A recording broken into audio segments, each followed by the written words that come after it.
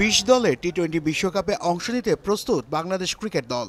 যুক্তরাষ্ট্রের উদ্দেশ্যে দেশ ছাড়ার আগে শেষবারের মতো মিরপুরে প্র্যাকটিস কিট গায়ে উপস্থিত ক্রিকেটাররা। ভালো কিছুর প্রত্যয়ে নিজেদের মধ্যে আলাপও চলল বেশ কিছুক্ষণ। এরপরই অফিসিয়াল ফটোশুটে অংশ নেন ক্রিকেটাররা। তাদের সাথে যোগ দেন বোর্ড সভাপতি নাজমুল হাসান পাপনও। বিশ্বাসটা যেন ওদের আছে, এটা আমার নিজেরও আছে। আমি মনে করি আমাদের সেই সামর্থ্য আছে, ক্যাপাবিলিটি সম্পর্কে আমরা সবাই জানি। এখন প্রত্যেক দিন ওরা করতে পারবে কিনা সেটাও জানি না, কিন্তু যদি করতে পারে ওরা যে কারোর জন্য থ্রেট হতে পারে, যে কোনো টিমকে হারাতে পারে। বিশ্বকাপের ঘোষিত দলে মোহাম্মদ সাইফুদ্দিনের বাদ পড়াটা ছিল বিস্ময়ের, তবে প্রক্রিয়াটিকে স্বাভাবিকভাবে দেখার আহ্বান বোর্ড সভাপতির।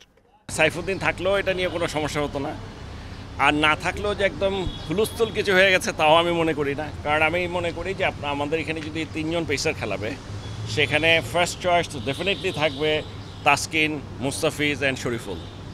এখানে আরেকজনের ঢোকার সম্ভাবনা খুবই কম।